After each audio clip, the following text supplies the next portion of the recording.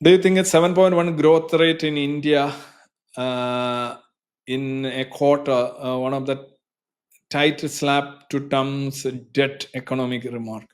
അതല്ലേലും tight slap actually പുള്ളി എന്താണ്, he doesn't care, he doesn't look at the growth rate, he simply make something. ഞാൻ ചോദിക്കട്ടെ, ഈ നവാറോ എന്ന് പറയുന്ന ആള്, വാണിജ്യ ഉപദേഷ്ടാവ്, മോഡീസ് വാർ എന്ന് ചോദിക്കുമ്പോ മോഡീസ് വാർ എന്നാണ്. അതെ, മോഡീസ് വാർ, അതാണ് ഞാൻ പറയുന്നത്. എന്താർത്ഥത്തിലാ പറഞ്ഞത്? അങ്ങ് പറയുക, വായി തോന്നുന്ന അങ്ങ് പറയുക.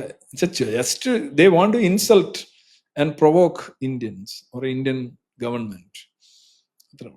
അപ്പോഴാണ് ഡെഡ് എക്കോണമി. റഷ്യയുടെ കാര്യം ഞാൻ സമ്മതിച്ചു, നമുക്ക് ബുദ്ധിമുട്ടൊന്നുമില്ല.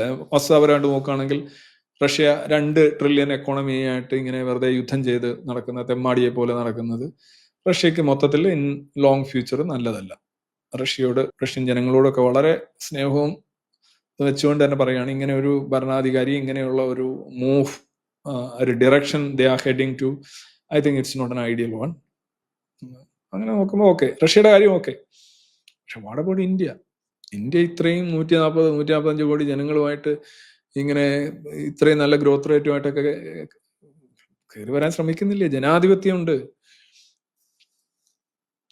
ജനാധിപത്യം എന്ന് പറഞ്ഞാൽ എന്താ അർത്ഥം? ഇപ്പോ ട്രംപ് പറയാണ് ഇത് ഡെഡ് എക്കോണമി, ചത്ത എക്കോണമിയാണ് ഇന്ത്യ എന്ന് പറയുമ്പോൾ ഉടനെ ഇവിടുത്തെ രാഷ്ട്രീയക്കാർ തന്നെ പറഞ്ഞു, കണ്ടോ ട്രംപ് പറഞ്ഞു കണ്ടോ എന്ന് ചോദിക്കും.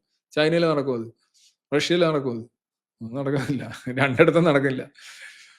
റഷ്യയില് അങ്ങനെ നടക്കില്ല, പക്ഷെ ഇന്ത്യയിൽ നടക്കും. അതാണ് ഇവിടുത്തെ ജനാധിപത്യം. അല്ല, ഇസ്രായേലിലാണെങ്കിൽ നടക്കും. എന്നിട്ട് ഇതെടുത്ത് ഉന്നയിക്കുകയും ചെയ്യും ആളുകൾ. അതാണ് രസം.